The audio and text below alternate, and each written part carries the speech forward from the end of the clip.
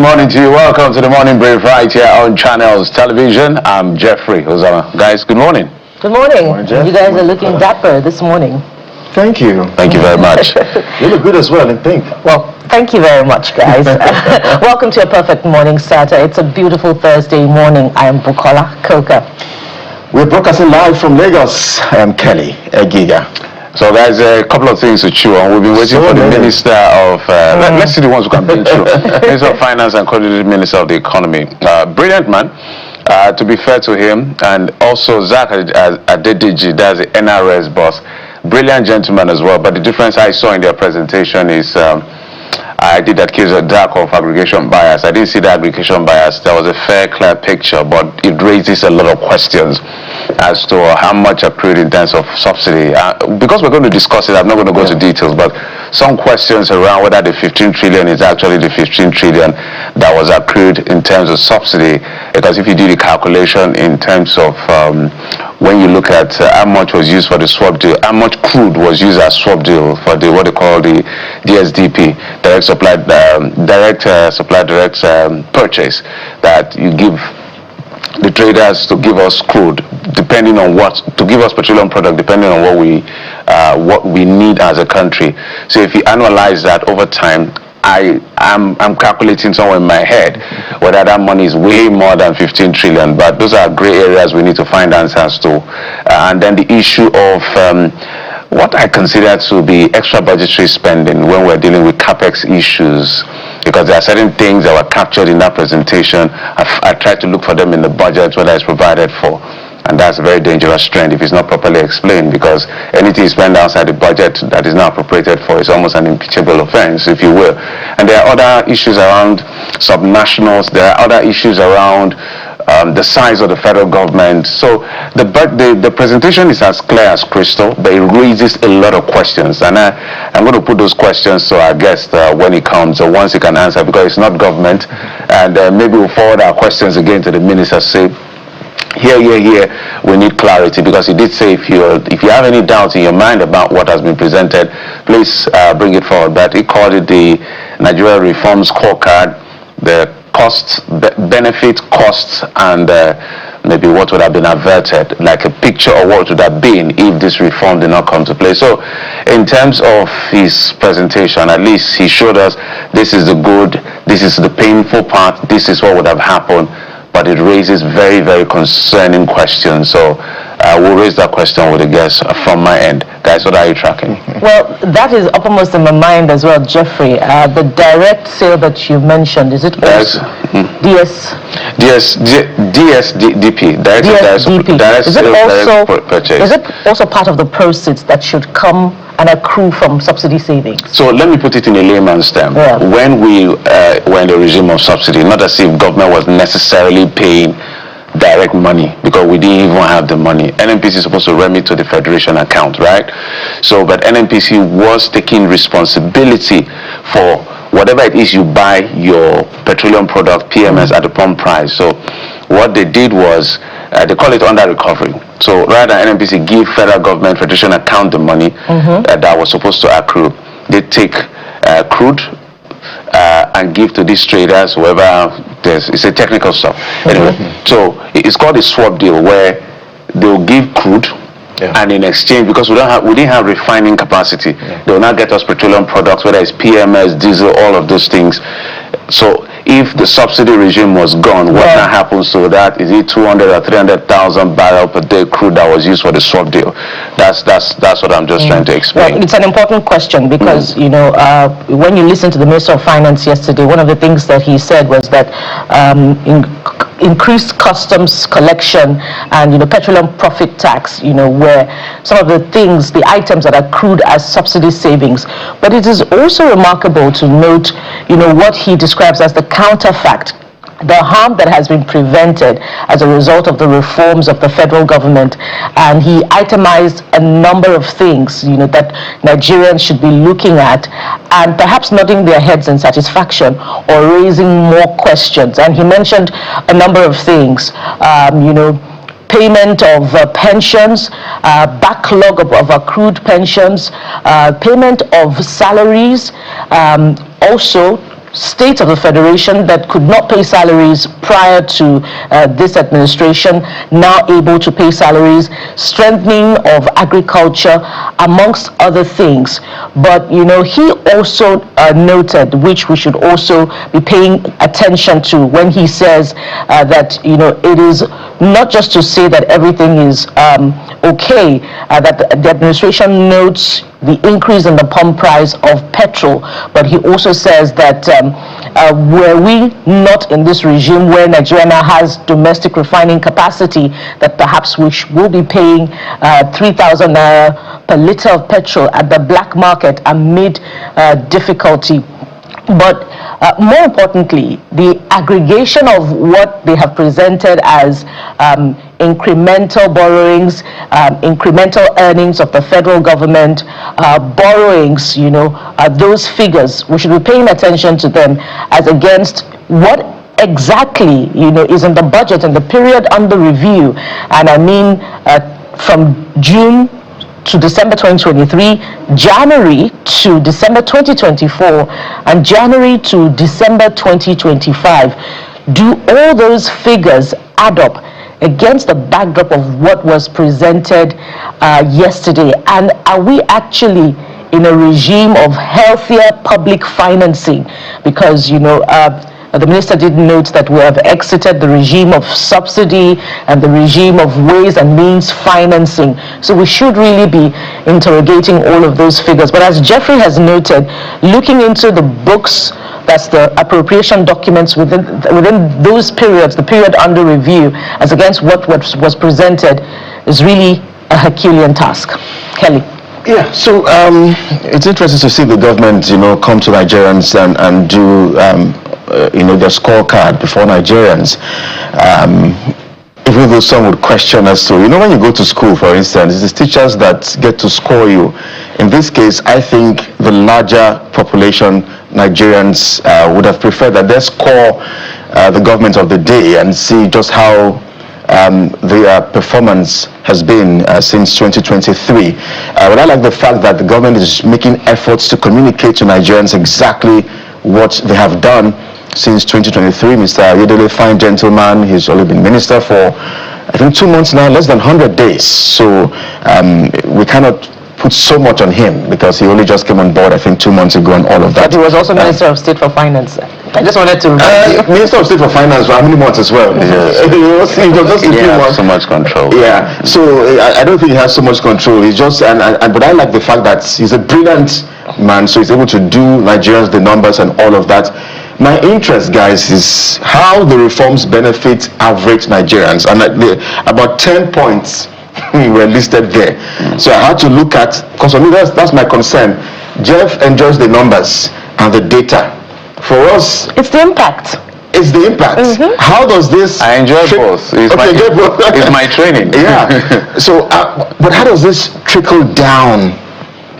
Is my basic concern. And when I looked at the benefits of these reforms, and then I looked at what's ahead, and then I would be concerned because if we have gone through this path for the last 3 years, and you're saying, but there's no going back with these reforms. I'm just asking myself, how much longer can Nigerians hold on if these reforms, which of course we understand they're very, very necessary, we need them, but how much longer can Nigerians go on? How soon is that light at the end of the tunnel? That's my major concern here. Because we're going to unpack all of this on the show, let's see if we can just perhaps touch on other. So basically, is big questions that must be answered by the minister is it really 15 trillion or double of that?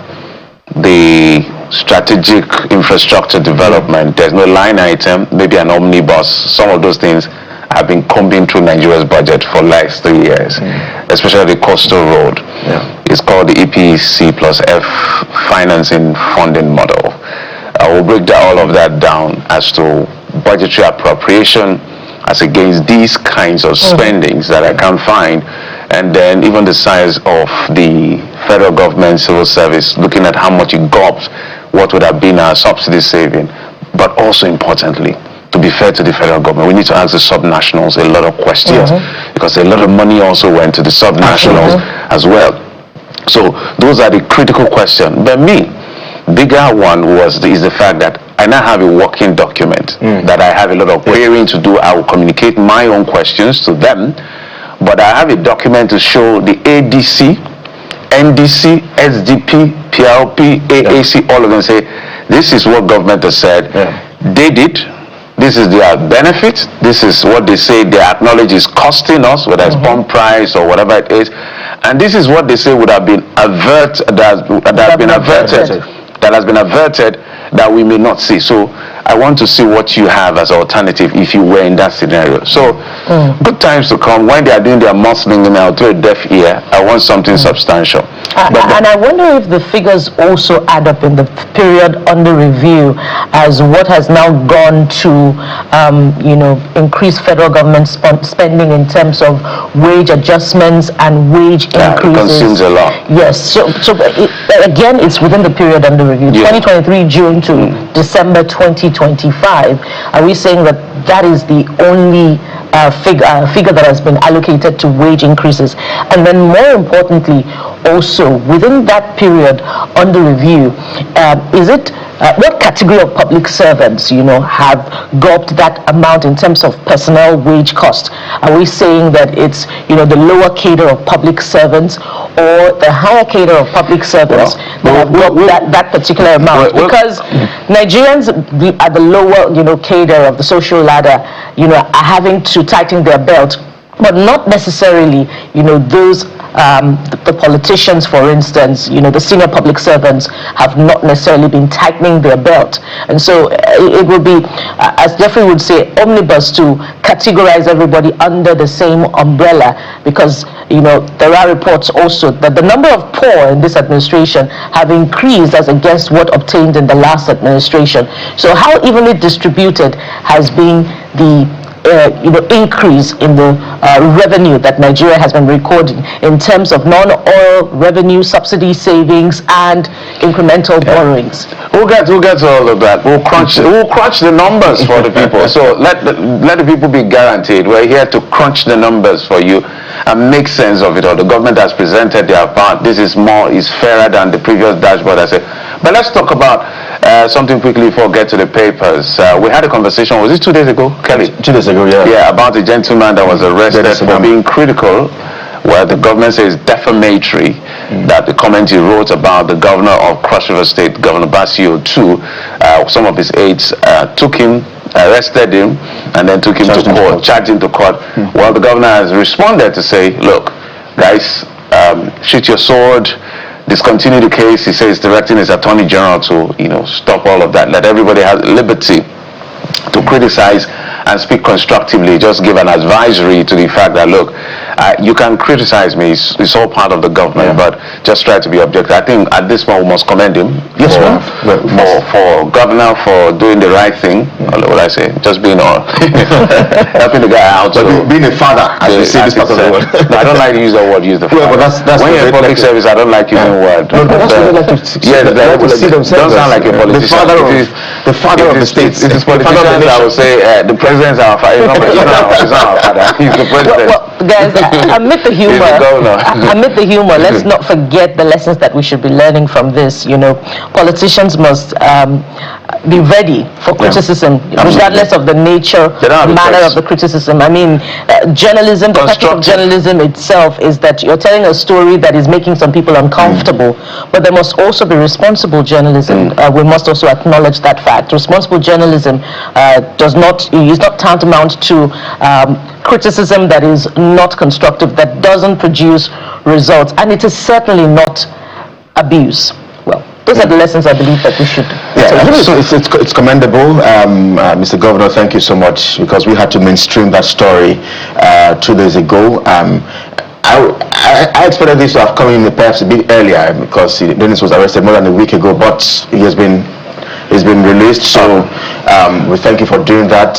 We hope that the young people of Cross River would continue to speak up and do that constructively. I don't like the fact that when Cross River is mentioned nowadays, it's for the bad reasons. Because because some years back, when you mentioned Cross River State, what comes to your mind is tourism. What comes to your mind is the serene environment and all of that. But in very recent times, it's been an environment where it looks like journalists cannot express themselves fully, apart from the governor. We'll get the governor. We'll get the governor. We'll do an exclusive with us because there are no questions. But let something just happened. We understand that a lone accident as an articulated vehicle just fell on Kara Bridge at around 6:50. Although I didn't see this because I passed through there, I don't know whether it's been moved. After it happened. After it happened. So, okay, maybe I'd pass. I wouldn't know. Is it outbound or inbound Lagos? Outbound Lagos. Outbound Lagos. Outbound Lagos. And according to reports, it's at that same Kara spot. They've not fixed that place. It's not been fixed. What did they call it? The expansion joint. Expansion joints. I remember it's terrible. Yeah. Well, Jeffrey, you would be the one to tell us whether anything has been done on that route. No, it's getting worse. You know, when we covered it that day, Kelly did a great job and was right on site. Covered it. They came quickly, did a remedial job, and it was just remedial. A few days after, it went back. So if you're driving outbound Lagos and you are approaching Kara Bridge, please slow down before your vehicle flips, because like what we call gutter is waiting for you. And I don't know why the government is not acting. I remember that mobilized, and just a day before or early hours of the day they were supposed to mobilize, we got news that they had suspended that mobilization, and we don't know why. Since then, it's been almost 3 weeks now. We've not gotten any sort of word from the controller works from the Ogun State axis to tell us why, and because this expressway, we've said this over and over and over again. It's one of the busiest highways in this part of the world. And we should emphasize that because that expansion joint has not been fixed, and even if it had been fixed, we call on commuters, travelers who use this route every day, you must slow down at that particular, expansion joint. It is for your safety, it is for the safety of the passengers that you carry in your vehicle, and ultimately for the well-being of that road, such that people can travel seamlessly. And we call on the controller of works to look into that as well. Let's quickly add that this is very important, Jeffrey. Gunmen opened fire on Governor Ademola Adeleke's convoy yesterday. This is happening. No, the video has corrected that. He said yes. He said yes, there were gunfire, but it had nothing to do with his uncle's convoy. Well, so he corrected that. It would have been important to highlight that coming less than 24 hours after the signing of the peace accord. Yesterday, I don't know. It's very sad that there's still gunfire in Osun State after an election has been won and lost. But that means we have to keep our eyes on Osun State. Absolutely. But we'll take a break. And when we come back, let's look at what the papers are saying.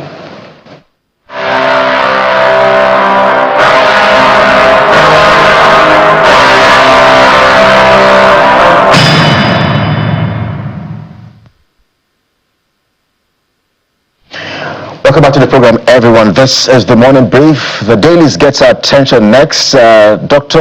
Mazi Ambrose Igboke joins us live from the coal city, Enugu. He's the chairman, Guild of Public Affairs Analysts, Enugu State Chapter. Mazi, you have your hats on this morning. Good to see you. Today I'm not representing Mazi, I'm representing Olorugun, the army of the Niger Delta. Oh, okay. I'm a proper Warri boy, so I want to represent. I hope this does not have anything to do with the 50% derivation that we're fighting for. Well, as a proper Warri boy, we are fighting for it too. All right. Well, let's get to take a look at the papers this morning. Perhaps we can just begin with the Vanguard, which leads with our major writer this morning. Allocations can't guarantee prosperity for states. Allocations can't guarantee prosperity for states. That's coming from the Minister of Finance and the Coordinating Minister of the Economy, Taiwo Oyedele, says government saved 15.8 trillion naira from subsidy removal. Notes wage bill exceeded subsidy savings. Wage bill exceeded subsidy savings, accounts for 30 trillion naira subsidy windfall now. Atiku challenges Tinubu. Well, I wonder what to make of these headlines, because yes, we have the scorecard, but then there are questions. Well, true wealth does not is not measured with the currency you have. What is measured is the value of your currency. And I must maintain, as I've always done, that I disagree with the minister. The scorecard is just based on statistics. I overheard him yesterday live saying that economics does not work by the what you buy, the price of things you bought in 2023, or what you are buying things now. Honorable Minister, I don't agree. Economics metrics must be based on an economic reality, not on textbook Brentwood institution parameters. Because even those Brentwood parameters are not used in their own place. In Europe, where IMF and America, where IMF and World Bank, hold sway, they subsidize their people. They subsidize. They have a social protection schemes for their people. They subsidize the farmers. They subsidize the manufacturers so that they can be globally competitive. Same thing happens in China. In fact, there's a trade war between China and the US on who subsidizes more and who is going against the World Trade Organization, directive. This is what serious countries do. You remove your subsidy, you quote trillions. What is exactly the value of 10 trillion naira compared to maybe 100 billion naira 4 years ago? Those are the things we have to interrogate and question. So it is good to reel out figures because so that the country will say you are doing well, quoting the trillions. But what is the value of 10 trillion naira? The value of 10 trillion naira is not much. So we will continue to borrow because our money doesn't have value when it is compared with international currencies like the dollar, the pound, and euro, and other currencies. So and then it doesn't translate to address the hyperinflation we are having. We keep on saying that inflation is pegged at 33%, 30-something%. Meanwhile, prices of goods are 300% inflationary rates. So these things don't add up. And when we keep on saying, oh, my economists will come and tell us, oh, you don't look at things that way. You talk of micro and macro. If macro and micro economies do not move in tandem, then there's a problem with that economic parameter. So while they celebrate trillions, there was a video I watched of the NGX MD one time with the president, and they are talking about how many trillionaires have been made. And I was arguing that when you compare this, the so-called people who have made millionaires, and you compare to what they were before May 29, 2023, you find out that the value of money, okay, the bank rate as of 2019 of exchange rates was one naira to $360. Now it's 1,300 and something dollars naira to a dollar, and you say you are rich. So this things not out. It doesn't have any economic impact in the lives of Nigeria. It has not assuaged our inflation, unemployment, and the rest. Nigeria is still the poverty capital of the world. So all these things are for academic exercise. It doesn't impact on Nigerians positively. Well, that also means that the minister's explanation that some of these savings and increased earnings have gone to payment of salaries, backlog of pensions, agricultural development. It means it's not satisfactory to you. But that's significant to note, Dr. Bouquet. Let's look at The Guardian, which stays on this issue now. The Guardian reports it in another way, but perhaps telling the same story. State spending faces scrutiny over 15.8 trillion naira windfall, citizens' welfare. And we see a breakdown there provided by The Guardian, trailing on the minister's presentation of the scorecard. We see 10.48 trillion naira shared with states, local government in the period under review, and there's a graphical illustration there showing increase in revenues from 2023 up until 2025. And Jeffrey did say we should be asking the states more questions, especially since increased allocation. I'd like you to speak to that, Dr. Bouquet. Yeah, like when you mentioned pension, for example, a man who was owed, for example, 360,000 naira pension in let's say in 2022, when dollar was I think 511 naira to a dollar. Now the man will be as rich as maybe $700 or so, or $800. But now, that same man, if you pay him that amount of money, the money has lost value. The money has lost serious value. You cannot even have up to you'll be having like less than $300. So that is how you compare these things. But when you conveniently leave out these anomalies and just keep on celebrating how much trillion nairas, without saying what is the commensurate value of that trillion naira. When we buy a loaf of bread when we are buying a loaf of bread for 500 naira or 300 naira, and we are having real value. And now you said, oh, you have given me 2,000 naira. You cannot buy me that same loaf of bread that you buy 300 naira. And some people say, oh, economics is not calculated like that. And I'm spending money. Spending money, what is it? It's not economics. So for all this, they say, okay, some state governors when they took over, like Enugu state governor when he took over was projecting a GDP before he leaves of $30 billion when he was, when he was doing his campaign. Now you are finding out that he's earning more money to the federal allocation or whatever, but at the same time you find out that his projection have followed shortfall, because when he made those projections, naira was doing a lot more, but now naira has lost its value maybe around 200 or 300 times lower. So how do you want, because most of the things the governors work with are imported. So when you measure all this big money that the government, both at the subnational level and at the national level, that there's more money, the question is, what is the value? Somebody was importing products and the price has remained $10. One of these, communication deliverables. The price has remained $10 for the past 10 years, but he had to cough out more money. There was a time the $10 was just 1,500 naira. He was coughing it out. Now the $10 is 14,000 naira from 1,500. Now you give him more money, you say he's making more money. He's buying something at 14,000 and let's say his money is not 10,000, and the clients are come, he has to fold that business. These are the things we are talking about. So it's not about the incremental, issue about the money, that the volume of money. It's not the volume of money we are talking about here, because that is also what the government keep harping about. The volume. What is the value? It doesn't tally. So sometimes you don't say this government, although that does not exonerate the governors, where some of them are just governors that don't even have any clear vision. Some of them don't even have economic blueprint of what they are doing. Some of them don't even have plans. They're just floats, float some and jet some of the society. They just drive on convoys, pay salaries for those who pay. Some of them might even refuse to implement the minimum wage.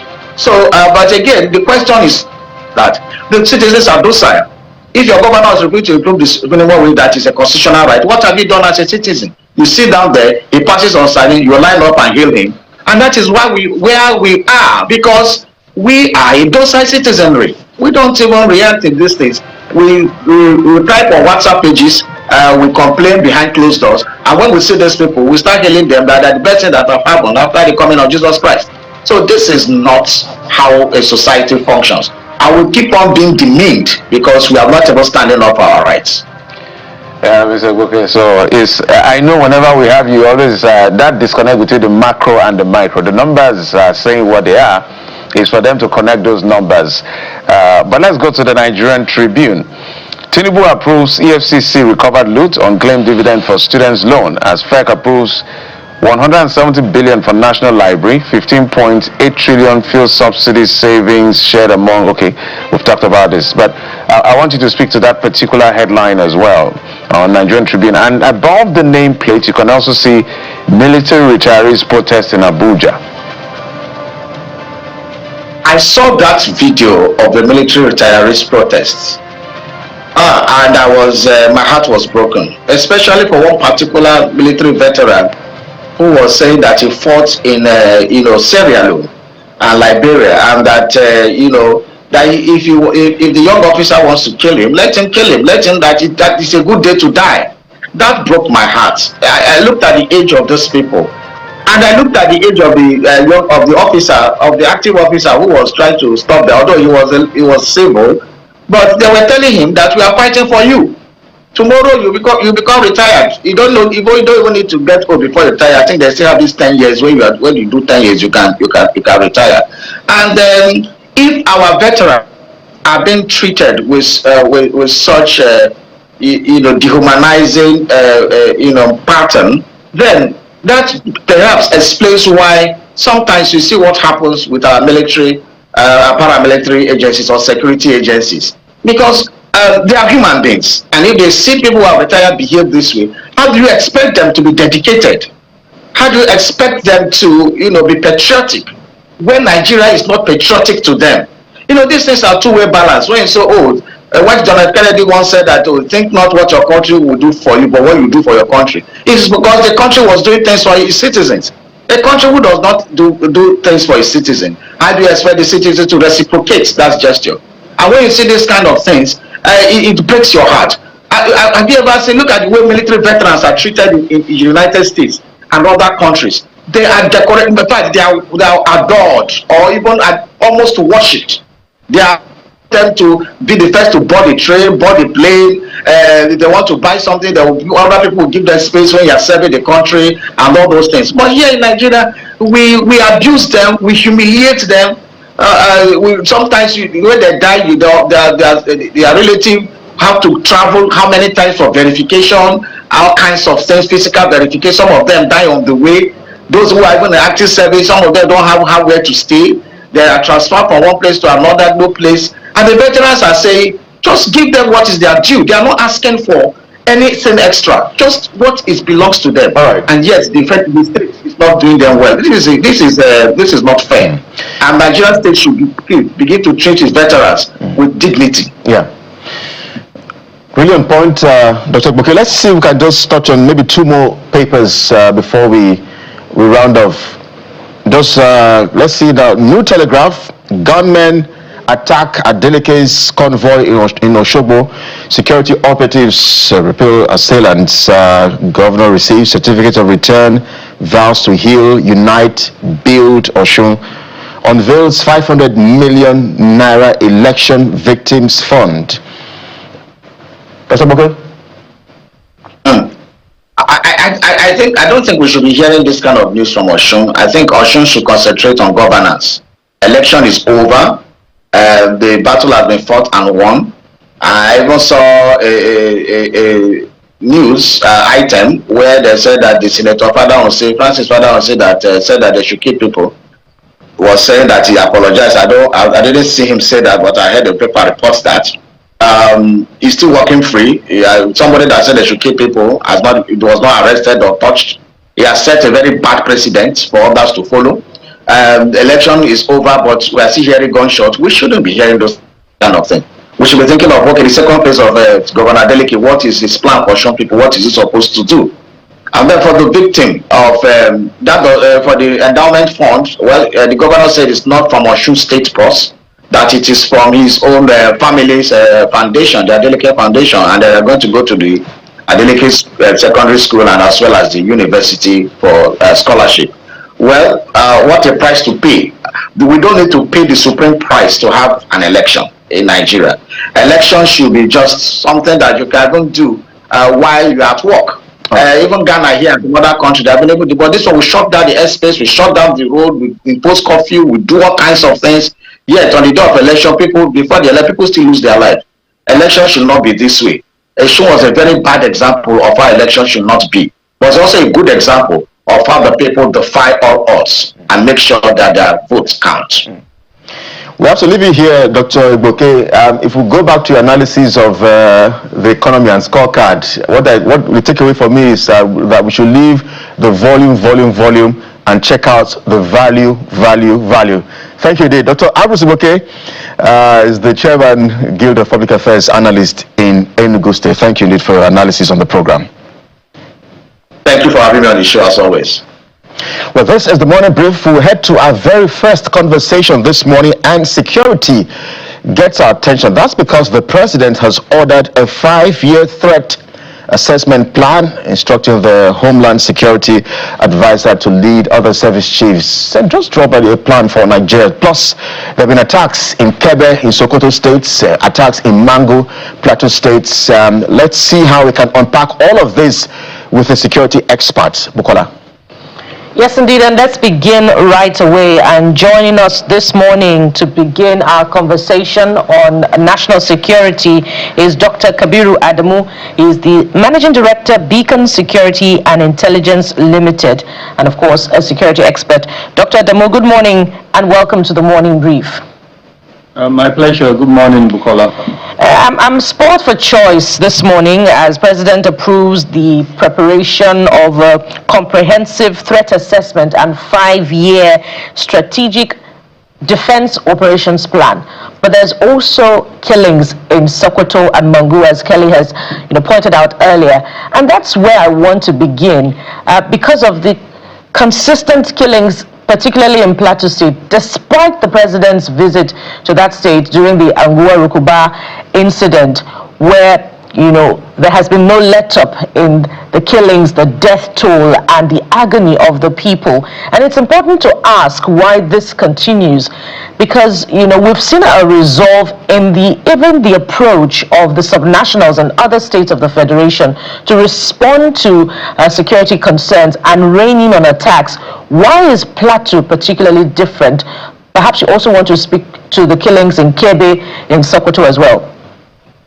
Thank you once again, Bukola. The reality is that the security situation in Nigeria remains challenged, and this is not in any way reducing the gains that we've recorded of recent, the types of military operations, other security forces operations, especially the DSS, the police, NDLEA, name them, all the security agencies, we've seen an increase in the momentum. But in spite of this increase, the security challenges remain almost viable. And I think this is what led Mr. President to set up this committee and instruct his advisor on Homeland Security to head the committee to conduct a threat assessment and then to produce a 5-year ruling plan that will put together defense, security, and intelligence. I hear two things. I hear effectiveness, I hear efficiency. Effectiveness, because if by the end of July, and this is based on the data that we've been able to put together, more than 6,000 Nigerians have been killed. And Bukola, because we have a granular depiction of these threat factors, we know that out of these 6,000, over 50% affected the northwest of the country. So not even the north central, northwest, in particular Sokoto, Kebbi, Zamfara, and Katsina. They've remained sort of in the forefront of these fatalities that we've been seeing. Yes, Plateau, Benue, Borno State, Niger, Kaduna to an extent are also affected. In fact, there are so many other states that are also affected. But the point is that the deaths, the fatalities are extremely high. It puts Nigeria within the top 5 countries globally that are affected by security challenges. So yes, Mr. President is worried by that absence of effectiveness. He's worried about the weakness in coordination. He's also worried about the metrics, for instance, that do not show in very clear terms. When you are spending so much money, over 5.6 trillion naira in security in the 2026 budget, and then just recently a private organization gave us an indication of how much the governors are spending on security, yet we're not seeing a commensurate sort of output. Then I think this is what Mr. President is trying to address in terms of effectiveness. How do we reduce that number, 6,000, we reduce it to, let's say, 100, and then of course all of us will be happy. Now to your question, why are we seeing all of this? There are a couple of factors. One of the things that this committee that the President has set up wants to achieve is to provide a plan upon which we will start procurement. So what are the kind of equipment that our security forces need to address contemporary challenges that we have? In the first place, what are the nature of the threat elements even that we have, so that will now determine our defense sort of priorities, our intelligence priorities, our security priorities. So that's number one. Part of the reason. The second reason is the circumstances within the country. Social cohesion is extremely weak. Some of the actions or inactions of our political class or certain elements within the country is leading to further division, and of course that's driving it. Then all the root causes that are pushing sort of insecurity, our national identity. I think the last time NIMSI sort of gave out a public statement, it indicated only about 130 million Nigerians have been registered. So that means we have more than 100 million that are sort of anonymous. We don't even know who they are. If they commit crimes, there's really no way to identify them.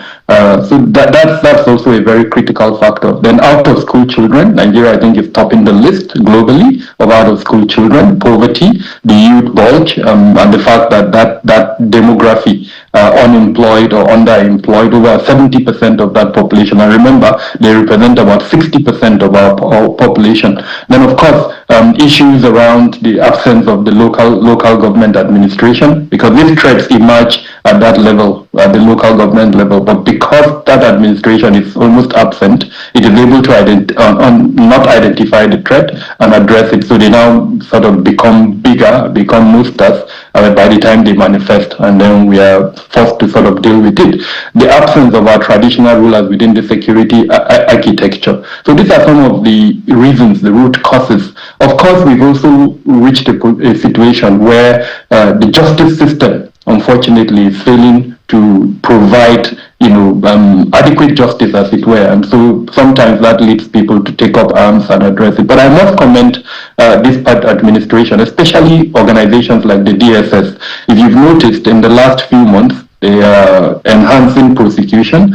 Of course, the terrorism suspects are also being prosecuted. So there are positives within the last few months. But like I mentioned, the fatality rate is still high. And perhaps this is what led Mr. President to come up with this, solution to set up a committee to look into the issues. Let me read a line from what was published by the government through Bayo Nanuga, the spokesperson, one of the spokespersons of the government, and I want to ask a question based on that.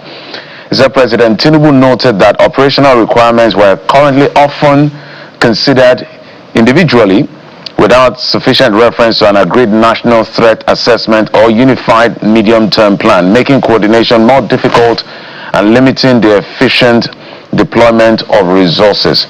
I wonder what you think he means by that. As you've noted, the DSS, even the troops have been recording some success, and also the Office of the Special Advisor on Homeland Security and National Security Advisor.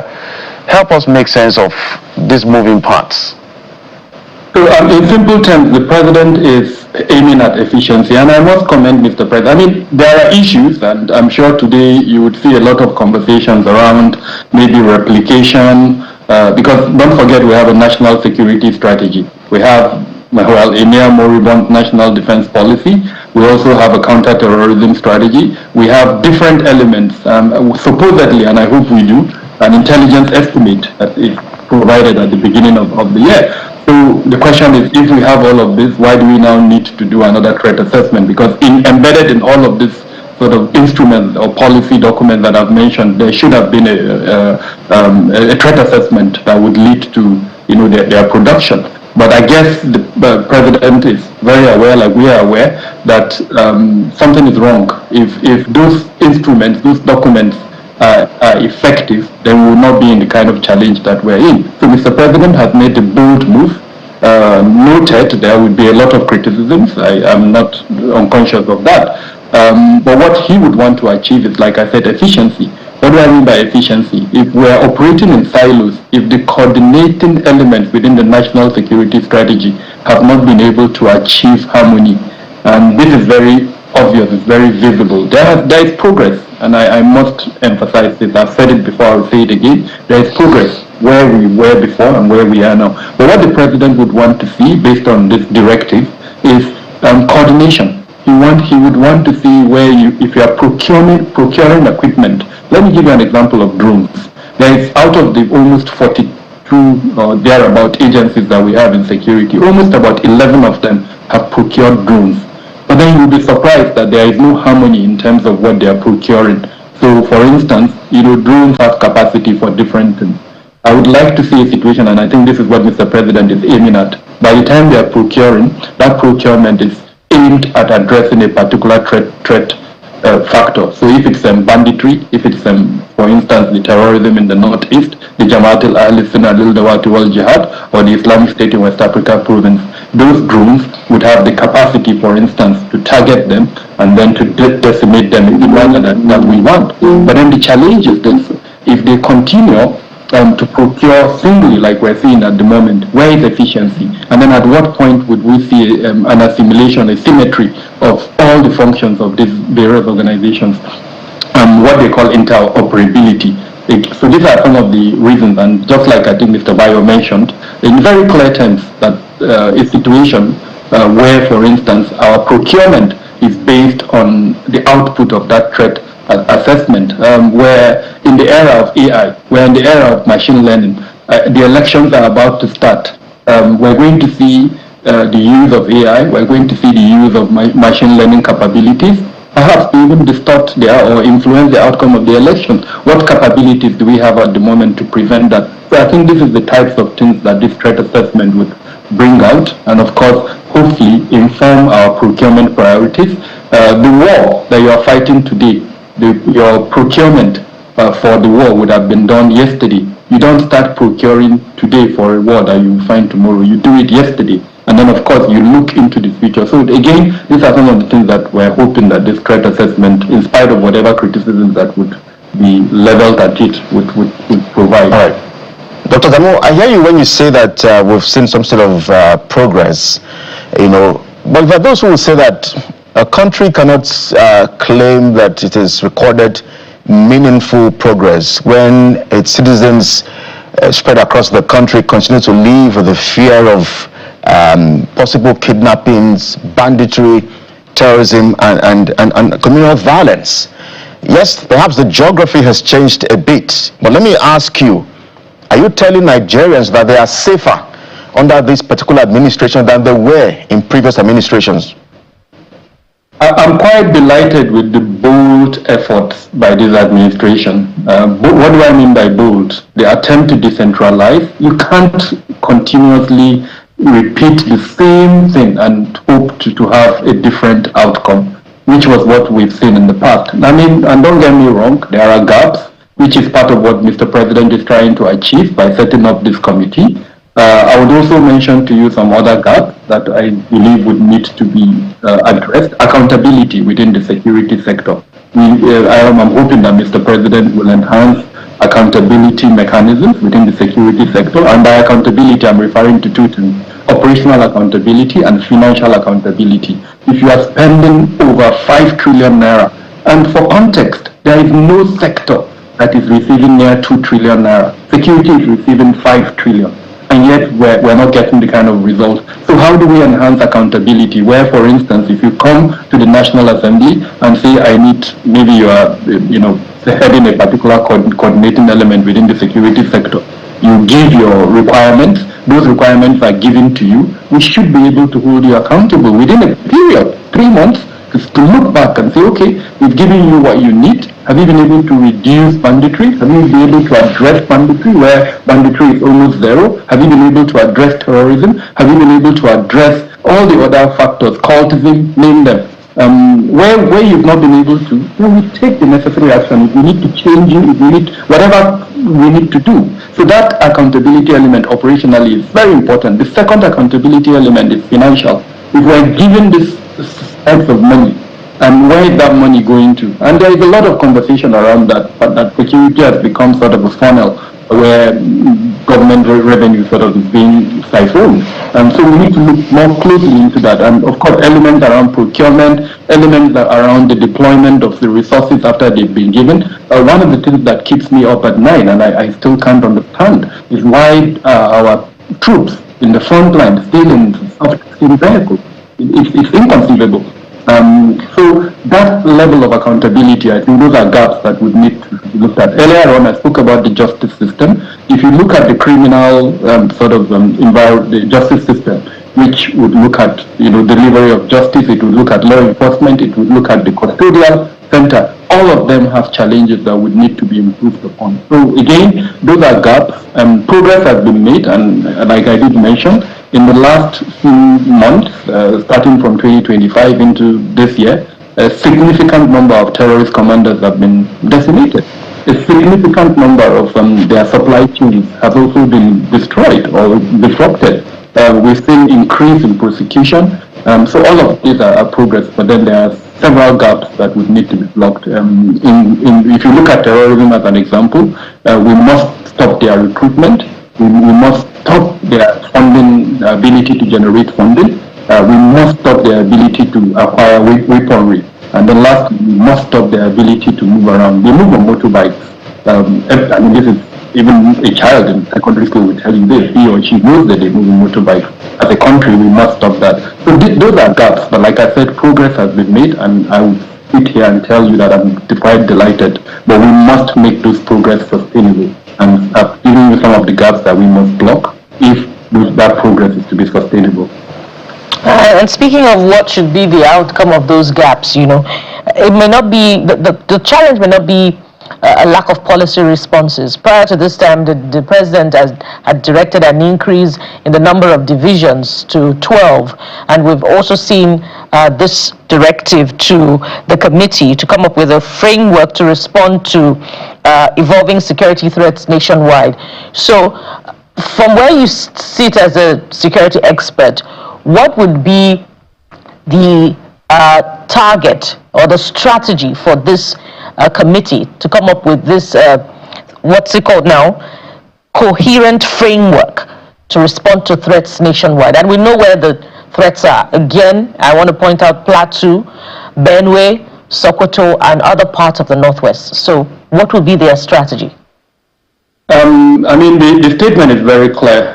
He's giving them a 90-day sort of period with which to conclude their job. He's also sort of allowed them, if they need to co-opt anyone into the committee, he's giving them that permission to do that.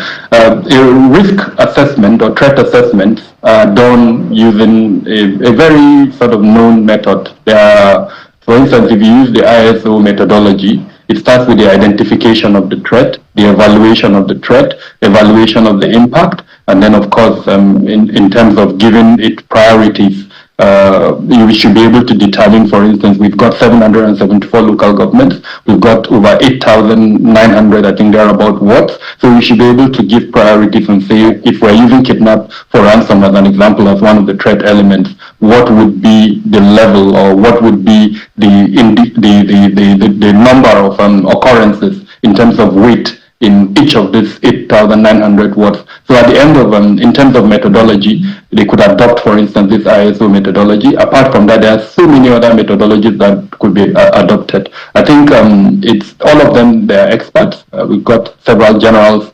there. The chairman himself is a retired general. He's worked in capacities that would allow him to do that. But more importantly, within the private sector, there are capabilities, including the one I had, that will be available to support what they're doing. And I think this is the time for Mr. President to show this whole of government and whole of society approach. He's put together a whole of government committee. I believe there is a need to also involve the whole of society. So there's nothing wrong, for instance, in bringing a couple of private sector players that have proven their worth over the time to support that, so that at the end of the day, that product is a product that is acceptable to Nigerians in terms of its relevance and in terms of what it can do. Again, I want to wake up to a Nigeria where the numbers that I've reeled out, that 6,000 is less than 100. And then all of us will be happy. The market woman in Delta State, the market woman in somewhere in Lagos State, somewhere in Sokoto, she can go out freely, and she's not afraid that whatever violent crime that we have in the country will affect her. Then the committee's work would have been achieved. Again, don't forget that we're in an election period. So part of the criticism that I know would be leveled at this committee is how feasible is it that post the election, its work would see the light of day. So there are also sort of risks, and I'm hoping the committee would do this, conduct a risk assessment as part of whatever deliverable it will give the president, and then advance mitigations to ensure that whatever product it brings out, that product outlives its administration, irrespective of who wins the election comes in January and February. Dr. Damu, I'm glad that you've mentioned that perhaps politics should perhaps be a part of all of this that may be playing out. It's perhaps not far from what may be playing out. But how would you, if you had the chance to speak to Nigerians who are in Goza, who are in other parts of Borno states where we hear that it looks like they are afraid of the bandits and terrorists more than they are afraid of the government there, because they pay their taxes to those people, the bandits, than they pay to the government, according to reports. If you also have the chance to speak to the people in Kebe in Sokoto State, and Mangu in Plateau State, and in Benue State as well, Niger State, and perhaps Kaduna State, where recently, about 2 weeks ago, there was a killing of about 30 persons in a community. What would you say to them? How can they also perhaps defend themselves? Because it looks like they're almost helpless. No, they are not helpless. We are in a democracy, and the good thing is that we've got this opportunity to sort of give a scorecard in terms of what we feel about the performance of, whatever government level it is. At the federal level, of course, there will be an election, presidential election.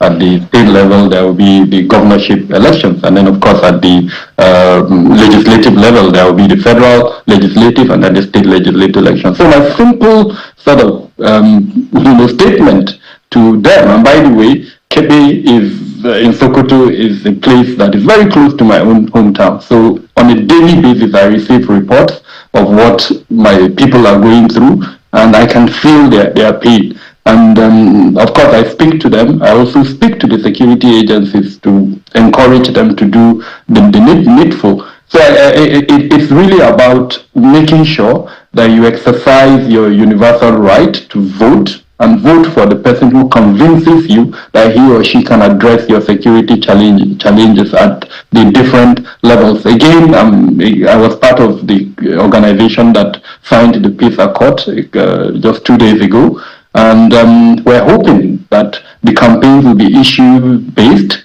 and that all the parties that are going to run at federal, at state level, will put forward to us their manifesto, and of course the various ways they intend to address the security challenges. We've seen what the APC is doing. We're hearing from Mr. President, he's raising a committee. So we've had an opportunity to sort of see what the ruling party is doing. If the opposition is serious, they should also put forward what they intend to do to address the security challenges. And for the people that are being affected, it's an opportunity to say, okay, APC, we're happy with what you've been doing, or what the other parties have put forward to us is better, and so we go for them. So this is, I think, the simple power that the people have to exercise. Where they don't do that, then honestly the onus and the responsibility is on them. If they decide to collect Indomies or detergents, and then they vote on the basis of that, I'm sorry to say that the responsibility is on them. So again, I must thank you, your channel, your platform, and several other media platforms for the advocacy and the awareness that you are doing. It would help going forward. There is nothing at the moment that is more important to Nigerians than security. Of course, the economy also sort of competes with security, but you cannot have any reasonable development if we don't address the security challenge. So the power is actually in the vote. Or if you have your voter's card, exercise that right when it comes to it, but please do it wisely. Indeed, they must be wise in those choices, and you have identified a number of strategies that this committee can deploy in coming up with the National Threat Assessment and 5-year defense plan. Now, we must emphasize that if the people of Plateau, the people of Benue, Borno, Kaduna, Sokoto do not feel safer within the time frame that this committee has been giving to come up with its work, then they may have failed the people in the area of security, which is the simple, most important business of government. And a fine place to anchor at this point, and thank you for coming on the program. Mr. Kabiru Adamu is the Managing Director, Beacon Security Intelligence Limited, and a security expert. Dr. Adamu, thank you for coming on the program. Thank you for having me. Now from here, we'll take a moment. When we return, there are more places to touch, one of which is significant: the scorecard presented by the Minister of Finance yesterday. How satisfactory are the items listed as benefits and the other grey areas? Stay with us for a scrutiny of that document when we return from this break.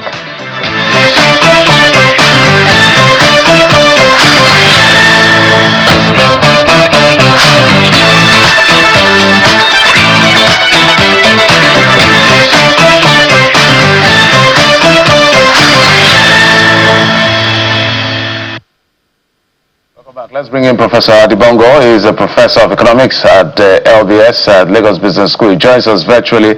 Prof, good morning and welcome to the program. Good morning, and thanks for having me this morning. Prof, you're going to help us do a lot of unpacking and explainers from the document that has been presented by the Honorable Minister.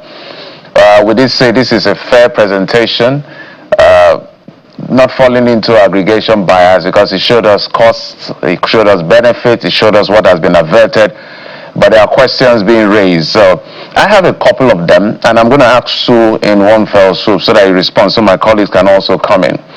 And that had to do with the subsidy regime. He said that our savings in terms of subsidy accrual came to about maybe 15 trillion, in excess, slightly in excess of 15 trillion. So let's put it at 15 trillion, and it was able to show how the money has been expended. We'll come to the spending as well. But I've had conversations about this whole 15 trillion and subsidy savings. So in the area of subsidy, through the NNPCL, we had committed crude in terms of swap deal, the DSDP, which we understand is to the tune of maybe 300,000 barrels per day. Now, if you annualize that, nominally, if you annualize that and multiply it by 3 years, we can tell what the number should be looking at right now. I'm talking about in excess of maybe 30 trillion. So that's why there's a query around the 15 trillion. But the swap deal ended because subsidy regime ended. So we need to look at the balance sheet of the NNPCL and know what they remitted to the federal government to know whether or not that balance sheet reports that swap deal, because there's still a question around those 300,000 barrels. I don't know your comment on that, but I just need to put that out on the 15 trillion, whether you feel is in excess of that or they are correct. The second question will be what they call the strategic spending, infrastructure spending. I'm trying to look for the exact name now. Permit me. Okay, when I get the name, I'll share it. So more like some strategic infrastructure development spending they did. I looked through 2024 budgets, 2025 budget, and 2026 budget. In fact, the 2026 budget, using the coastal road, for instance, which the government said they spent over 2-point-something trillion. It's an EPC plus F model financing and funding model. So even if federal government is spending 30% of that money, yes, that may be the amount, but the question is why is it not provided for in the budget itself for us to be able to say, okay, this was appropriated for? Because in all of this budget I've said, I don't think there's up to 1 billion that has been earmarked for Lagos Coastal Road, but these monies are being expended even when we're dealing with appropriated provisions that are suffering in terms of capex. Many questions, some of them very complex. You put forward there. I think the minister is the best to address the questions you are giving to me, but I'll try my best. I start with the last one, which has to do with the coastal road, which, as you well pointed out, has never been captured in the budget. I think that started making the rounds. Nobody mentioned it until the IMF came up with that. It was reported anyway, so people heard about it. IMF claimed that the government was running extra budgetary spending, running to trillions, 8 or something trillion naira, and then they linked it somehow to the coastal road and some others. So I think what the IMF claimed was just an estimate. Because if you dig deeper, you may find out that it runs higher than that. So the question, then that takes me to the second question, which is 15 trillion. Does it capture the subsidy savings? Is that an underestimate or something? Of course, you know what it is. I mean, one thing that we have come to know about this administration is, lack of transparency in many ways. Because when you have some data, because increasingly we have started to see government data or hold it, just with a pinch of salt. We've seen that happen at many instances leading up to this presentation by the minister. The minister himself is a credible individual, has a lot of integrity, but when you begin to break down the numbers, you have so many questions to ask, as you are raising right now. So you talked about the crude deals. That wasn't captured anywhere. And then the subsidy savings, this is the only time anybody has come out even to say what is happening or what the subsidy money was used for. The claim they made earlier on was that there were no savings. Actually, they stopped the leakage. Okay, so but now somebody's saying that, okay, there was some money, and then he's saying how it's been used. Then the other one, I think they will say that the taste of the pudding is in the eating. I looked at that document. Especially the last one, the last pages, the last few slides, talking about what was averted. I think the comparison is against what didn't happen. Okay, so when you are measuring yourself against a hypothetical situation, you can claim anything. So, for instance, the poverty level would have been much worse. But let's compare poverty level today to poverty level, say, in January 2023 or June 2022. Like 1 year or May 2022, a year before the government took over. I think that would make a lot of sense. Rather than to say, if we didn't do what we did, poverty level would have been much worse than we're seeing it now. Of course, poverty level currently is a lot worse than what it was in 2022, leading up to May 2023. At least is more than double what it was that period. So if you're telling us it will be, so you are telling, so that doesn't really hold water for many people. Let's do proper comparison, not comparing what has happened, what didn't happen, to where we are. Everybody understands that one. Okay, so and then the numbers. I think we will point out the numbers that didn't make it to that report. Yes, so when you are presenting a report, we expected you to give a comprehensive analysis and present comprehensive figures. So we didn't have anything, for instance, on the poverty level. Let's say there is just this index, the jollof index, how much it costs to make a pot of jollof rice. As we speak, is about 153% increase over the same period they are comparing. So has life become easier for the majority of Nigerians? The answer is unequivocally no. So they are still keeping us hoping that, yes, we agree the economy has been stabilized, but stabilization at what cost? And then the only other one that also put me off is when they say that there's no reversal, they're not going to go back on the reforms.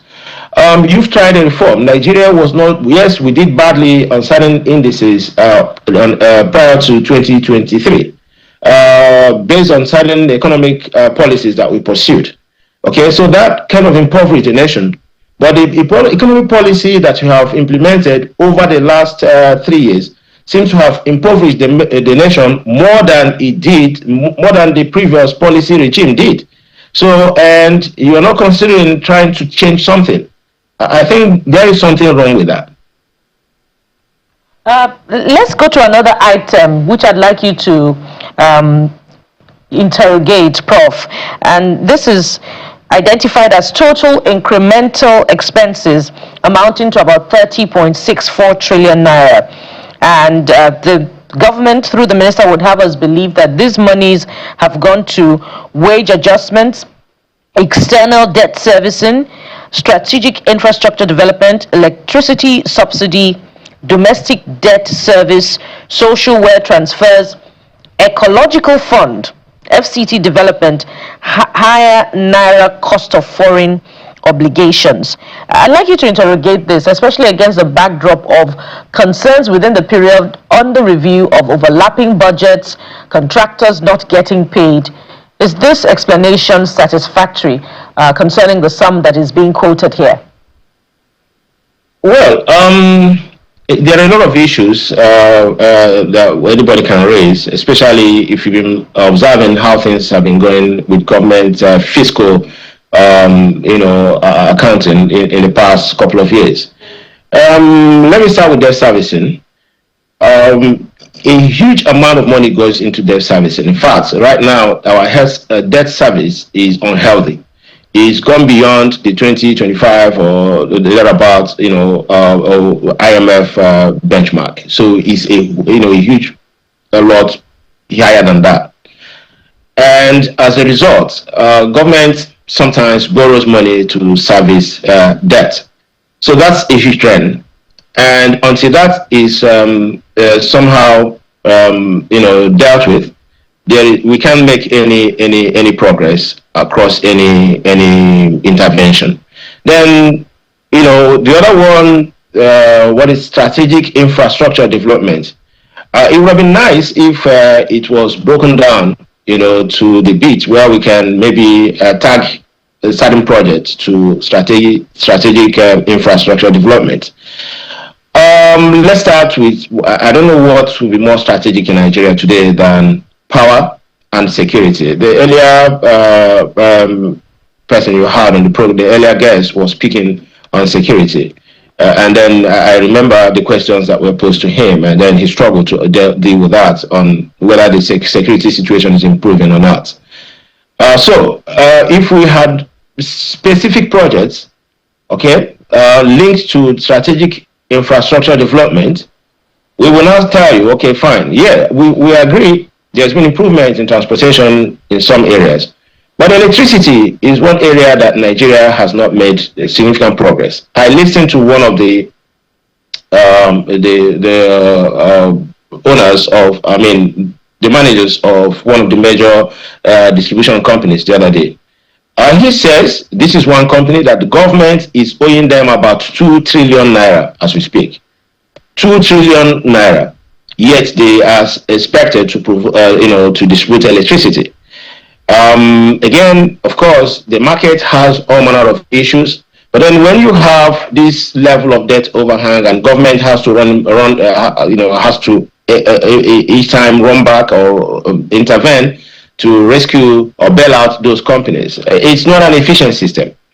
One would have expected that the strategic infrastructure development would have started with electricity. Let us firm up and stabilize electricity supply, power supply in the nation. Because without power, you don't have industrialization, you don't have job growth. And if you don't have job growth, it means that you're going to have high levels of unemployment. Levels of unemployment, of course, that is correlated with poverty. And with poverty, insecurity, and so on and so forth. So I don't think there is any strategic infrastructure development that will be bigger or more strategic than power. But we haven't seen much improvement in power over the last few years. Yes, some states, in some pockets, there are improvements. But in general, I don't think Nigeria has moved significantly along the path of efficient and stable power supply over the past few years. So again, that cuts at the report that the minister presented. Well, Prof, our newspaper guests earlier today, spoke about the fact that the governors may be receiving huge amounts of money, but the value of the naira is also where the question mark is really. Maybe two questions in one. The first may just be a yes or no. Do you think or agree with those who say that the managers of Nigeria's fiscal policies have done a really very bad job? Yes or no, Prof? My second question would be, for pastors and apostles, their job is to see what happens in the realm of the spirit. You are an economist, Prof. When you look at the last 3 years, and then the plans by the Minister of Finance, Mr. Oyedele, to say, you know what, we are going to stay on course with these economic reforms, no reversals. Prof, what do you see in the path and journey ahead? That's a very direct question. But I remember that Taiwo used to be your guest. I know I played with him several times on your forum. So he's also your friend. So I hope you put that in the background when you're asking me. No, he's our friend. We look forward to interviewing him as Minister of Finance in the coming weeks. Okay, so I would say that Taiwo is a bad manager because he just completed 100 days in office 2 weeks ago. So that is insufficient ground, right, to pass any sort of judgment on his administration. So we need to give him the benefit of the doubt. But before him, okay, we can talk about. I guess that's why he was brought into that space. I will also categorically say that they have done a terrible job. But again, if you look at what the social indicators, the macroeconomic indicators, not the macro, because the macro is essentially the CBN. The CBN governor seems to have done well, but then you may have done well, but you are pursuing the wrong policy. So that's exactly where I see Nigeria, and that's where I have issues with that non-reversal stance on policy. I still say that between 1999 and 2015, okay, we had some sort of a macro policy regime, okay, whereby the naira was not really fixed. I mean, we had the central bank intervening in the market. All right, that brought a lot of significant level of sanity in the market. I mean, I can say that up to 2011, 2012, until we had that madness. Okay, so there was stability in the market, and the poverty level was manageable, and you could see poverty going down. So the macro had ramification for the micro. We saw that. Right, but today inequality also was more tolerable. But let's look at the inequality situation and let's consider the poverty situation, because that's how we can talk. We can assess the fiscal management, whether they have done a good job or not. I will start with two indicators. One of them is the stock market. Let me look at the stock market. As we speak, the Nigerian stock market is made up of 147 companies. That's the number of listings on the market as of today. Then out of that, just 75% of that is controlled by 24 companies. 24 companies control 74.8% of Nigeria's 156.5 trillion naira stock exchange. Now, but that's not the problem, because it's important to really dissect that. In that market, what is available? The top 20 companies, so the top 20 companies, you realize that 24 companies control 74%. So you can as well say that those companies, only 8% of their shares are available to the public. We only have 8.2% total free float, average free float of the top 20 companies, of the top companies in the Nigerian exchange that control 74 or 75% of the market. That tells you that we have an illiquid stock market that is not able to fund or to support industrialization or economic transformation. That also speaks to the level of poverty that you have in the country. And this is happening when Nigeria Stock Exchange is the best performing stock index in the world. That is telling you that money is accumulating in the hands of very few people. And that is the resultant effect of the economic policy that we are pursuing. It is leading to increasing inequality. And when you have high levels of inequality, high level of poverty is what comes out of it.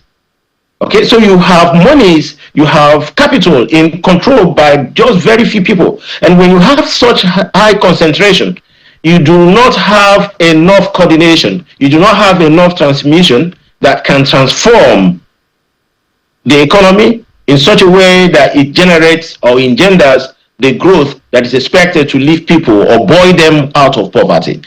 This is, so you may not see that directly, but if you begin to deep dive into it, you will see the connection. If you continue on this path, as you said, the second question you asked me, no reversal.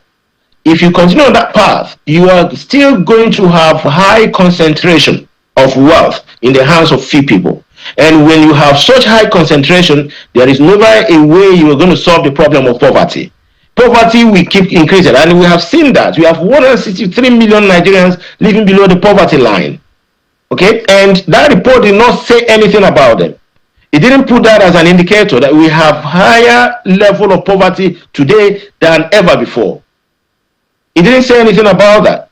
And that's where I have my problem, because they are comparing themselves to a situation that never existed. And of course, when you do such comparison, you can always give yourself a grade. That's fine. All right. Prof, so two things in one I want you to address. First, they actually had put out on their website where they call it where the strategic infrastructure spending go. They listed Lagos, Calabar, Coastal Highway, Sokoto, so many road infrastructure. My argument is, why is the federal government spending monies that are not budgeted for? The government is complaining because they said the prioritization is first debt service, recurrent expenditure to keep the government going. Now, whatever is left is used for capex.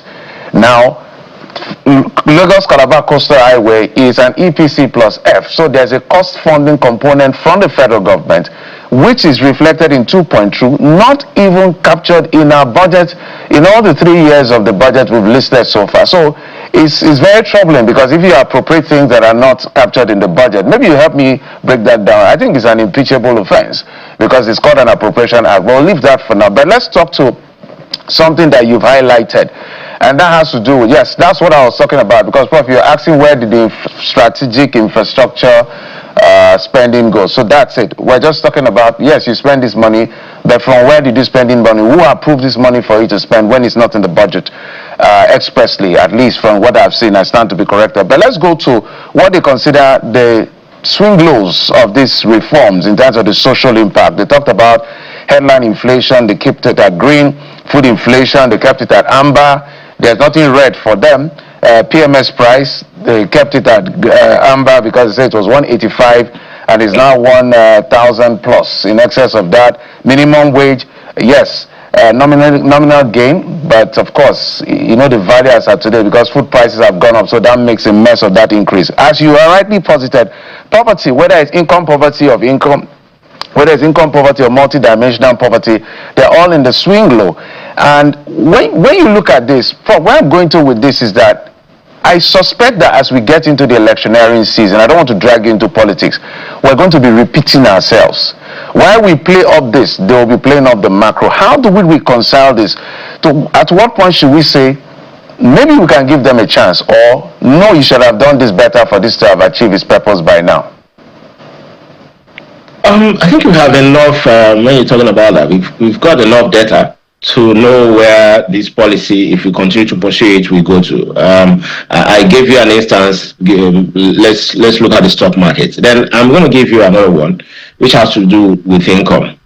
Now, if you have a per capita income, let's, simple rule of 70, as they say in economics or finance. So mathematics rule of 70 says if a variable is growing at the rate of X, that variable will double, after 70 over X years. Now, let's break it down. So, how much is the GDP? What's the GDP growth rate? So let's say GDP, and then from there, per capita income growth rate. If it is 2%, if it is 4%, okay, let's be gracious, let's say 4%. So if our per capita income is growing at 4%, it means that our per capita income will now double in 70 over 4 years. Do the math. Okay, so that is giving us around, say, 14 years. 14 years is what it will take for us to have a per capita income that is today below $1,000 to, let's say, $2,000. I don't know if that helps you. If you are growing the economy at 4%, which is what we have seen, the average, In fact, the average over the past 3 years is actually lower than that. It's about 2.5. But let's say 4. It means that we expect to exit from $1,000 per capita income to $2,000 per capita income in 14 years. I don't know where you and I will be in 14 years, where this administration will be in 14 years. So if we give them another 5 years, what will be our per capita income? It will be maximum maybe $1,500 or $1,200. Again, some people will argue that the per capita income is actually below 800. That is average, okay? And we know the high level of inequality that I pointed out earlier. So that's the social and development indicator that you need to be referring to. Yeah, like you said, the election is coming, and then everybody, they will be ramping up, and against this, of course, you see the spin with the report, because it's helping the government. Like I said, they've stabilized the economy, but you can stabilize an economy because you're implementing the wrong policy. Okay? Because if you have a policy that has impoverished the nation, making Nigeria unattractive. They're talking about capital importation as well. I looked at that figure, but I need to break that down also. The component that is growing the little GDP that we have, okay, those are the non-core aspects of GDP, which is like the food inflation. The core aspect has not grown. The core GDP, we are talking about private consumption plus private investment. Private consumption is the food, the livelihood of individuals. When you have this high level of poverty, of course, people are not increasing their consumption. And if people are not consuming, they are not buying goods and services. Firms cannot be doing well on the general level. You only have very few segments who are doing well. And that's why in your stock market also is dominated by just 4 segments, 4 sectors only. Okay? All the shares there are controlled by 24 companies. All right. And in fact, if you remove 3 companies, you've taken almost half of that with Dangote, Bua, and Zenith. You've taken almost half of the stock market. So that is not a distributive economy. That's not an egalitarian society. And then when you have this high level of poverty, and I can tell you where we are headed in the next 14 years. You're going to have 2,000. Before then, our per capita income before 2023, our per capita income was near $3,000. That has impoverished us, and it's going to take us so many years to recover. And you're telling me that you're not going to reverse such policy? Prof, are you saying that that doesn't show that we have poor understanding of things? Prof, are you saying that subsidy was not a good idea? Because I'm trying to understand, because you've given subsidy removal was not a very good idea. Okay, if you have removed subsidy and then you're accounting for it, we can't see what is being done with. Isn't it a good time to actually think of returning it? Oh. What? Okay, when we had poverty, we had subsidy. Our per capita income was $3,000 with subsidy.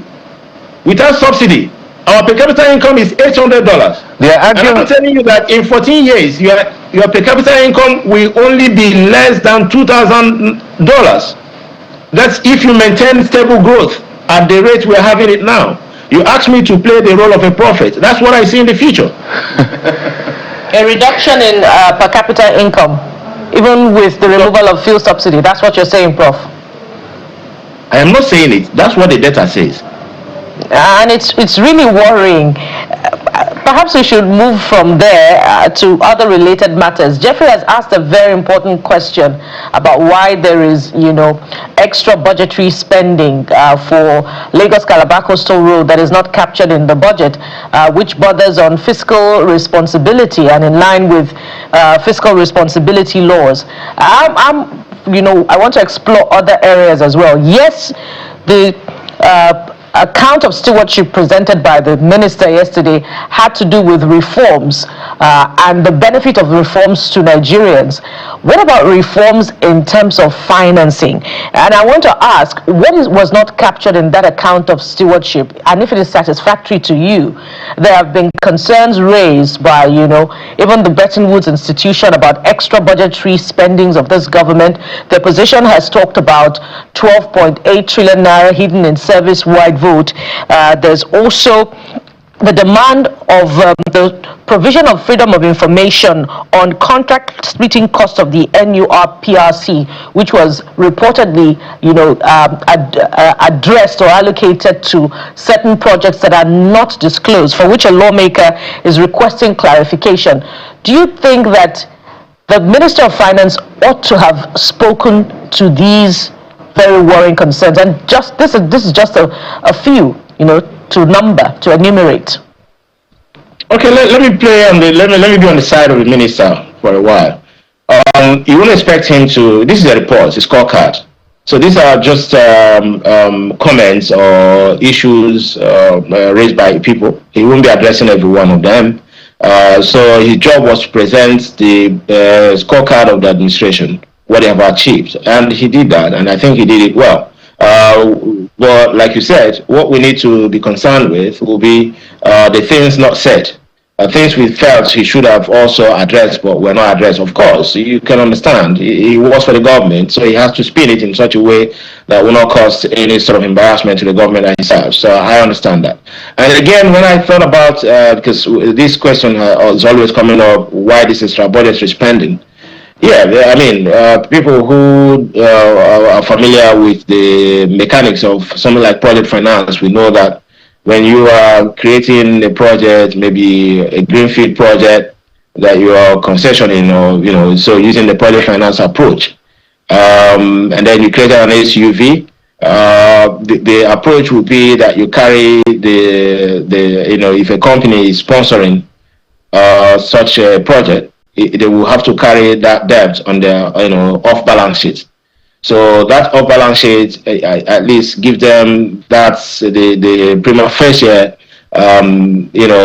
security that they can still engage in other projects, raise funding without that contaminating their credit situation. So in the case of a sovereign economy like Nigeria, so when we carry those in our balance sheet, you have to look at our fiscal deficit. In fact, part of the stability that the economy has achieved in the past 3 years is the macro stability, not micro, owes to the the reduction in fiscal deficit.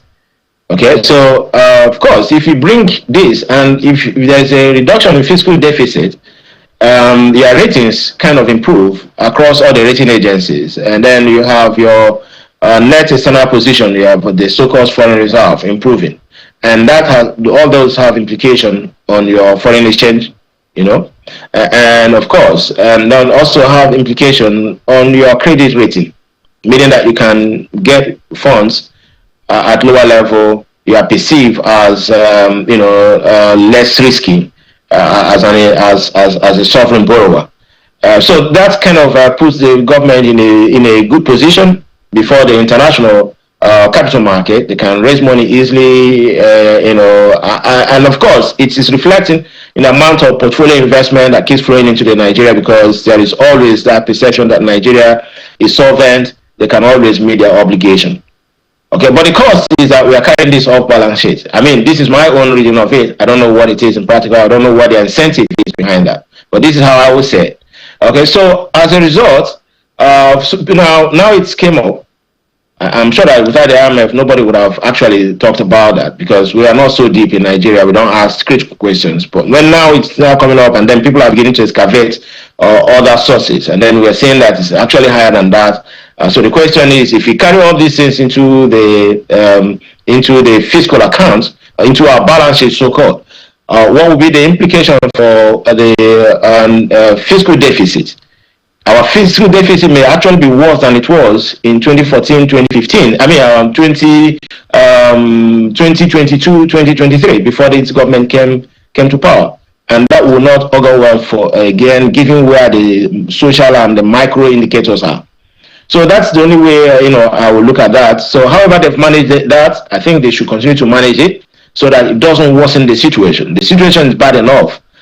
So the only challenge I have with this administration is that they are comparing themselves to a situation that never happened.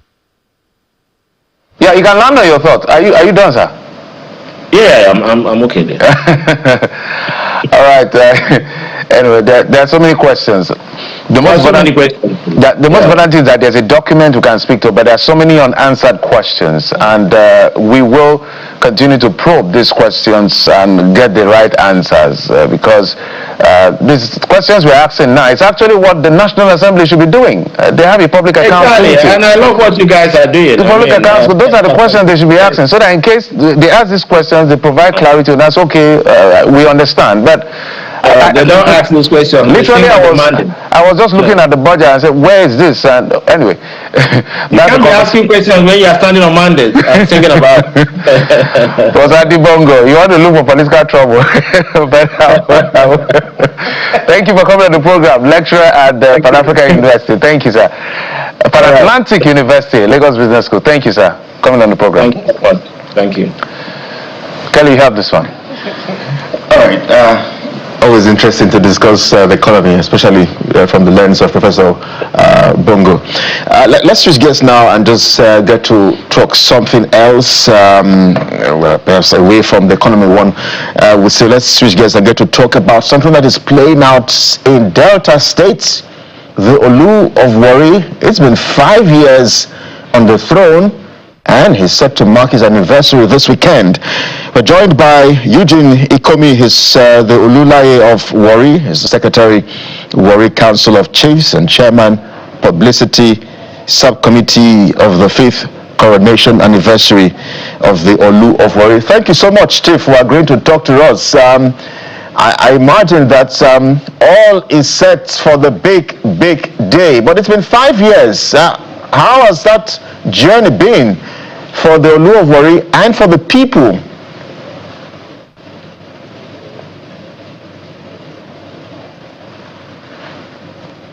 Chief Ikomi, can you hear me?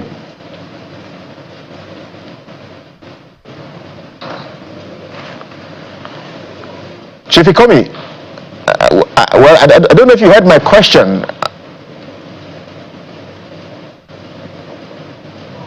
All right. We'll see how we can reconnect with Chief Ikomi, who is live for us in Warri, to speak with us about the big day, the Olu of Warri. He was enthroned some 5 years ago, and he's set to mark his 5th anniversary. In fact, we hear activities are underway. It's a big day. I mean, it's always very interesting to take a look at Nigeria's very rich heritage and culture, and just get to see the colors. If you see the beautiful pictures right there on your screen, you can imagine just how these activities have been earmarked to mark 5 years on the throne. I understand Chief Ikomi is back with us. Chief Ikomi, I was asking, just how has the last 5 years been for the Olu of Warri on the throne, and how the people have received his leadership?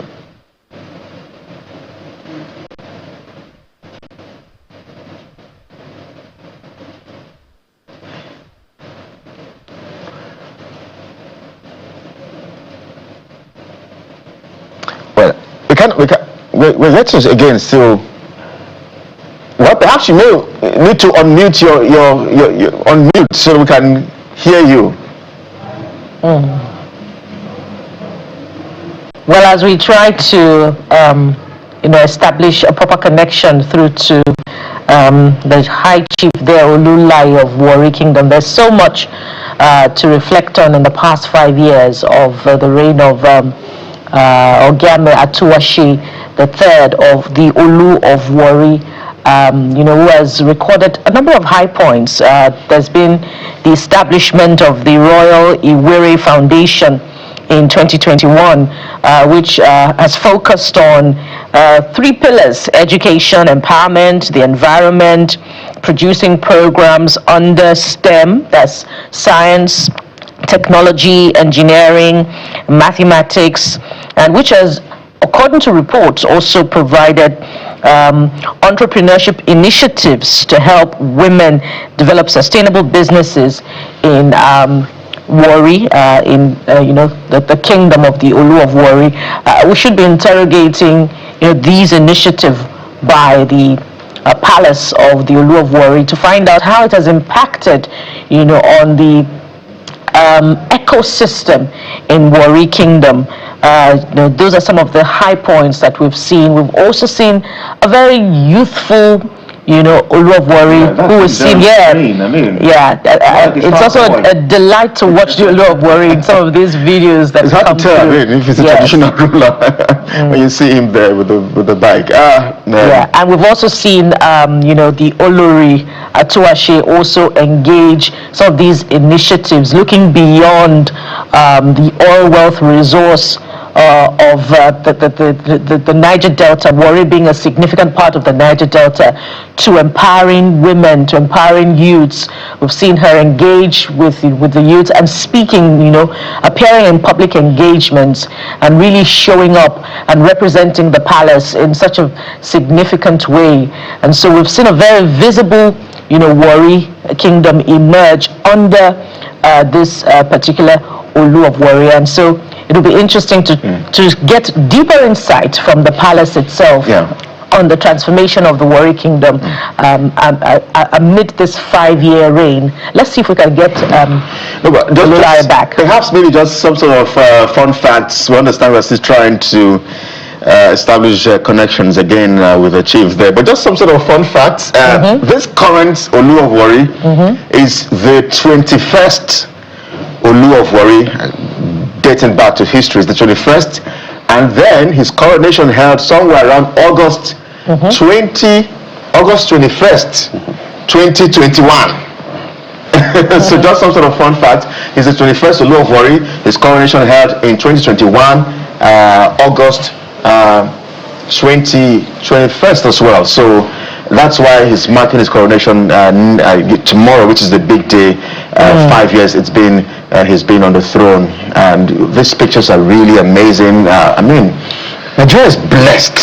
Beautiful pictures there, and one of the things that the Olu of Warri has advocated for has been unity, and in fact the theme of this celebration is one people, one language, one king. And one of the things coming through the palace is that the Olu of Warri has directed the reversal of the derogatory term slave used to describe neighboring communities. If we're able to reconnect with the Olulare, one of the things that we should be finding out is how that has enhanced unity in the Niger Delta, amid the divisive rhetoric in the last couple of months following disagreement over issues of delineation and all of that, relations between the Ishekiri people of Warri with their neighbors. It will be interesting to know the outcomes of that is needed at this particular point in time. Yeah, I understand we have Chief back with us. Chief Ikomi,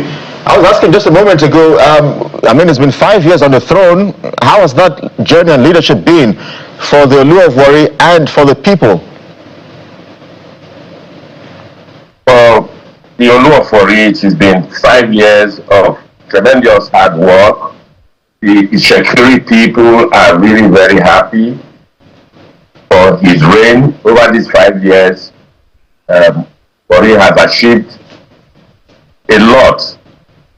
We have had situations where we are at peace with our neighbors. We don't have any disputes anymore, struggling with anyone with regards to the reign of His Majesty. Warri has been very peaceful. Presently, the city is agog to celebrate His Majesty on his 5 years on the throne of the Warri Kingdom. Yeah, it's good to have you finally, Olulare.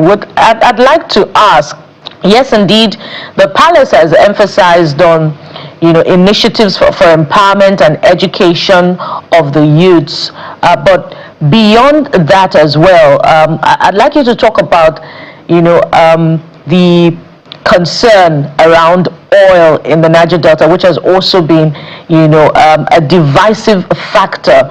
The palace hasn't particularly made an official statement, concerning that amid, all of this. And the palace has been emphatic on unity. I'd like you to speak to that, how that would help unite all the groups in the Niger Delta.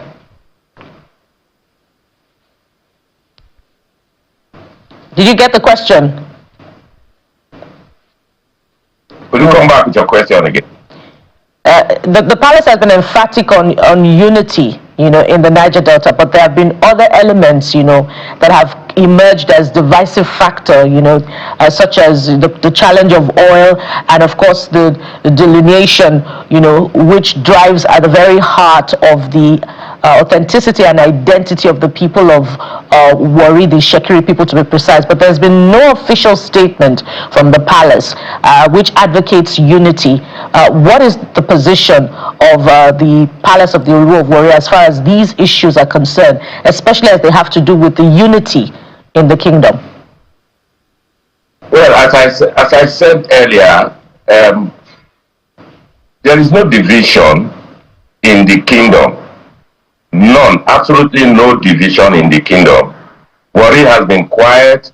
Warri has been delineation or no delineation. Government has to do what government has to do. Our people have to be very, very comfortable.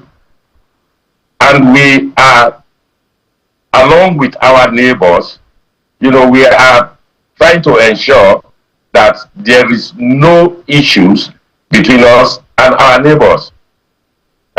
We've seen a lot of situations where people cry, where we actually think nobody should cry. But as far as we are concerned, Warri and the entire Warri kingdom is at peace. All right. Talk to us about, we've seen that this particular Olu, the Olu of Warri, has been very athletic, very Gen Z, if you will. He will appeal to the younger generation. Talk to us about what we should expect tomorrow and in the coming days. Quite frankly, we are on the fourth day of our celebration. Today we are going to go down the river in the real traditional Shekiri way with our boat regatta. Yesterday was homage paying. The day before, which is Tuesday, was also homage paying. And of course, I'm sure you would have seen the scooter ride competition at our central home in Ode Ishekiri. And we started on Friday with Ishekiri is a big praying nation. We started the anniversary with the praise day, where we have to thank God, for leading us another 5 years. And we had several artists, from all over the Federal Republic of Nigeria coming to perform there. Today we are going down the river and we are going back to our central home in Ode Ishekiri, Big Warri, where we'll be taking the communities that are around Big Warri, we'll be taking them, taking their own homage. And on Friday is our big day. Our people sometimes call it Ishekiri Christmas, and it's really Christmas for us because that is when everybody comes out to celebrate the King. Tomorrow, the 21st of August, will be exactly 5 years. His Majesty came on the throne of his forefathers and 4 years. So we are going to be celebrating real big time celebration. And then on Saturday, of course, we are bringing together again all the international football stars, just like we did last year. All right. In the palace, where we'll be having a football competition, and then Sunday we wrap up the activity with Thanksgiving, to praise God for seeing us this far. Yeah. Well, Chief, it's a lineup of activities you have and your team scheduled to mark this anniversary. Again, we must thank you and congratulations to the Olu of Warri. Chief Eugene Ikomis, the Olulaye of Warri, is the Secretary, Warri Council of Chiefs, and Chairman, Publicity Subcommittee of the 5th Coronation Anniversary of the Olu of Warri. Thank you indeed for your time on the program. God bless you. Thanks for having me. All right. Well, this is the morning brief. We have to go, but just before we go, let's take a look at the socials and see what exactly the videos have made it to our top trends this morning, guys. All right, let's get to the gold mine that collapsed in Zamboye, Central African Republic. We understand it killed about 100. So see, when I saw this video, initially I didn't understand what they were screaming. So you can see a lot of people at the mine. It just came down like an avalanche. But this is sand. And covered a lot of people. The death toll is about 107 lives lost to that. It's very painful to see just before your very eyes. And this has to do with regulation, management, and all the things that has to do with mining. Mining is a risky job. I'm sure these are artisanal miners. This may not be professional miners. But now, going to look for their daily bread, they didn't come back. 107, very sad. Really tragic. And this underscores the concern around lack of safety in mines across Africa.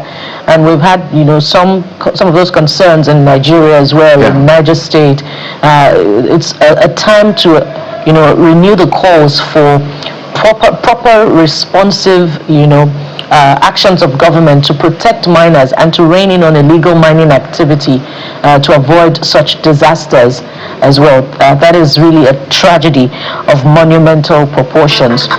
And from there, let's return home, where 88 more Nigerians will be returning from South Africa amid, Nigerian government's intervention efforts to evacuate more nationals who want to return home following this round of xenophobic attacks and anti-immigrant protests by groups in South Africa.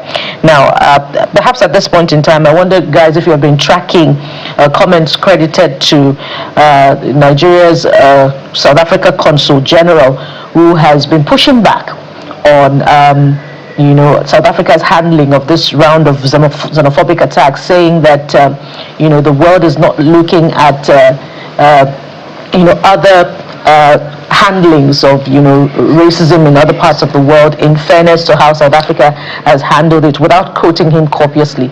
Now, I will never I doubt that I will understand the thinking and the philosophy of South African government officials who push back on challenges to xenophobia, to hate conduct towards other nationals in their country. I mean, we have had many Nigerians killed in South Africa, some even just before the evacuations began, and that is certainly not friendly relations with their neighbors, particularly their neighbors who are productive, who help to build up the South African economy. There are reports that there have been labor gluts in South Africa following the exit of Nigerians and other nationals, and yet officials of the government continue to push back on challenges to xenophobia and racist conduct. They are doing what government do, denial. It's typical of government. Everybody can see. There's no way they can explain it away. Their country is seen as xenophobic, even though they say they are not xenophobic. The public apology by even the president. It's very sad. Mr. Sri Ramaphosa, even last week. I don't know what you guys make of it. I don't understand. I don't understand. Let's not even go there. Let's not even go there. Let's see another video for you this morning before we go. If there's one man that loves to dance, then you know that man. He's in Osun State, and he's the governor of Osun State, Adeleke. He received his certificate of return yesterday, and guess what? He had to dance. Oh my word.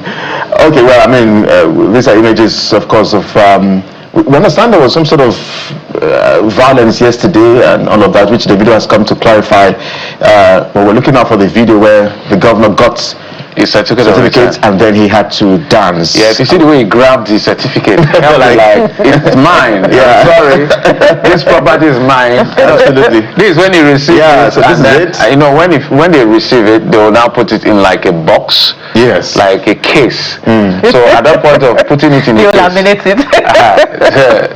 Now they put it under his armpit. Because it's gone through hell. Yeah, that's it.